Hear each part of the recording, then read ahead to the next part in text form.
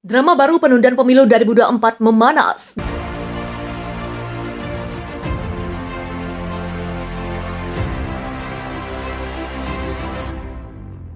Yang kemarin mengkritik Luhut Binsar Panjaitan mengenai big data, kali ini Masinton mengkritisi terkait izin ekspor minyak goreng ada kaitan dengan wacana penundaan pemilu dan perpanjangan masa jabatan presiden. Itu kan ada deklarasi terhadap perpanjangan masa jabatan ya periode presiden seperti itu.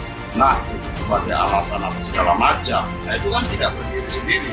Kalau kita anggap bahwa keadaan normal, ya presiden juga akan soft landing. Tapi kelihatannya pertarungan antara Kurawa Pandawa ini tidak akan berakhir sekedar dengan percakapan-percakapan konstitusional. Menurut konstitusi begini, triumvirat dimungkinkan. Iya, tapi ada hal yang lebih fundamental di situ, yaitu kecemburuan yang berbasis tentunya berbasis uang. Sejaknya justru dari Pak Masinton tadi senyalemen yang terkait dengan dana pungutan sawit itu yang 50 miliar yang katanya untuk pajangan. Nah, itu bisa dikembangkan lagi ke pintu berikutnya. Masinton Pasaribu bahwa terjadinya ekspor minyak goreng mentah dan di sana ada fundraising, artinya urun dana, dan itu digunakan untuk wacana penundaan pemilu dan perpanjangan masa jabatan presiden. Dugaan ekspor itu ada dua pintu yang diduga tidak memenuhi syarat izin. Kedua, ada dugaan potensi hilangnya pendapatan negara dari pajak.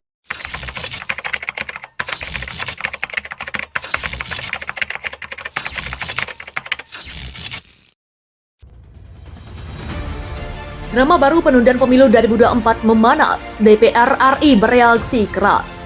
Wakil Ketua DPR RI Sufmi Dasko Ahmad menanggapi pernyataan Masinton Pasaribu soal kasus korupsi minyak goreng yang digunakan untuk membiayai penundaan pemilu.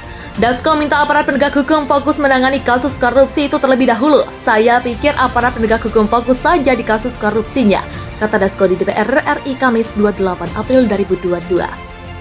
Dia mengatakan, soal dugaan pendanaan penundaan pemilu 2024 bisa dibuktikan kemudian. Kalau toh itu memang ada hal seperti itu, nanti pas pembuktian akan keluar sendiri, ucap Dasko. Dasko kembali mempersilahkan aparat untuk mengambil langkah lebih lanjut jika dugaan kasus korupsi minyak goreng yang berkaitan dengan wacana penundaan pemilu itu dapat dibuktikan. Silakan saja aparat penegak hukum kalau memang dapat dibuktikan, diambil langkah lebih lanjut, imbuh Dasko. Politikus bergerindra itu menambahkan saat ini belum ada langkah politik yang diambil oleh DPR RI dan MPR RI terkait penundaan pemilu atau penambahan masa jabatan presiden. Kan satu aspirasi, tapi kita juga harus melihat aspirasi dari yang lain. Ya. Misalnya kita melihat survei Carta Politika di Desember 2021 itu mengatakan bahwa sebagian besar masyarakat kita tidak menginginkan periode jabatan 3 periode.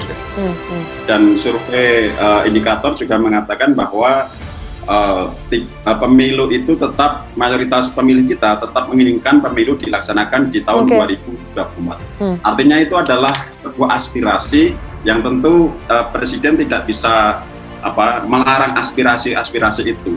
Nah, sampai dengan saat ini atas aspirasi itu adalah presiden tetap ada komitmennya untuk tidak ingin jabatan 3 periode. Saya sudah berulang kali juga sampaikan bahwa penundaan pemilu atau penambahan jabatan presiden itu kan baru bergulir di media saja, bebernya.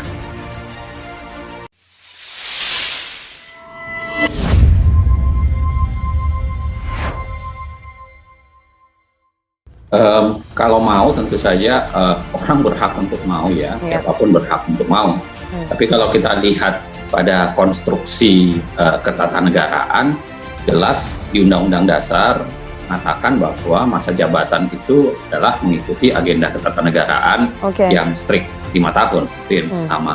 Yang kedua, kalaupun mau dicari caranya, menurut saya tetap harus bicara pada koridor konstitusional. Dalam artian kalau mau mengubah masa jabatan atau mau memperpanjang masa jabatan atau mau melakukan penundaan terhadap pemilu, maka yang paling mungkin adalah membuka dulu katupnya di dalam Undang-Undang Dasar. Dan membuka katupnya dalam Undang-Undang Dasar itu pun tidak sederhana, karena saya selalu mengatakan bahwa harus ada alasan konstitusional untuk mengubah Undang-Undang Dasar, dan harus ada kondisi konstitusional yang menghendaki perubahan tersebut.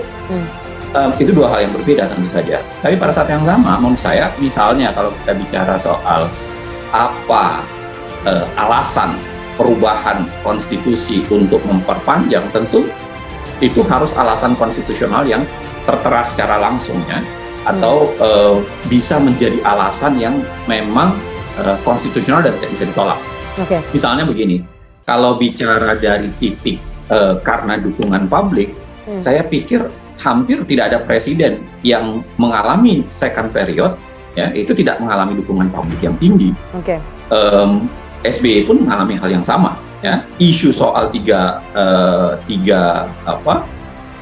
periode juga terjadi ketika SBY di akhir masa SBY, tapi SBY kemudian melakukan penolakan secara baik. Begitu juga di agenda berbagai tradisi sistem presidensial di Amerika. Ronald Reagan sangat tinggi popularitasnya, sehingga dia kemudian didorong-dorong dan digadang-gadang untuk menjadi 3 periode. Jadi kalau hanya berdasarkan dukungan publik, menurut saya itu bukan alasan konstitusional sebenarnya. Yang kedua, kalau alasannya adalah pandemi, saya sih pikir bahwa harusnya yang dipikirkan oleh negara ini adalah mengubah konstruksi mekanisme dan tata cara pemilihan, memilih dibanding kemudian menunda pemilu. Ya, kalau misalnya di beberapa negara yang mereka pilih itu adalah mengubah mekanisme pemilihan, jadi mempermudah, misalnya dengan elektronik, misalnya dengan kartu pos, misalnya dengan berbagai terobosan yang membuat orang tetap bisa memilih walaupun di masa pandemi misalnya. Nah, sayangnya anggota DPR dan pemerintah sendiri tidak mau mengubah undang-undang pemilu sama sekali, padahal kalau memang mau mengantisipasi kemungkinan COVID menjadi alasan untuk penundaan, harusnya yang dilakukan itu adalah memperbaiki undang-undang pemilu. Nah, yang ketiga lagi misalnya apa? Saya nggak tahu, kalau krisis ekonomi misalnya, taruhlah misalnya ada suatu kondisi krisis akibat Ukraina berantem dengan Rusia, lalu kemudian terjadi perang dunia ketiga dan lain-lain sebagainya, ya memang tentu saja ada kondisi-kondisi objektif, misalnya di Indonesia tidak bisa diadakan pemilu, tapi kan harusnya masuk ke konstruksi konstitusional, dalam artian kalau itu diterjemahkan dalam keadaan bahaya, maka dia masuk dalam konstruksi pasal 12 Undang-Undang Dasar. Artinya yang saya mau bilang, ya Anda kalau mau mengubah itu, mau memperpanjang itu, ada konstruksi Undang-Undang Dasar yang harus diubah dulu, harus dijelaskan dengan detail di sana, baru kemudian silahkan melakukan itu. Tetapi pertanyaan paling mendasar, apa alasan Anda sebenarnya untuk mengubah Undang-Undang Dasar dan melakukan perpanjangan misalnya masa jabatan?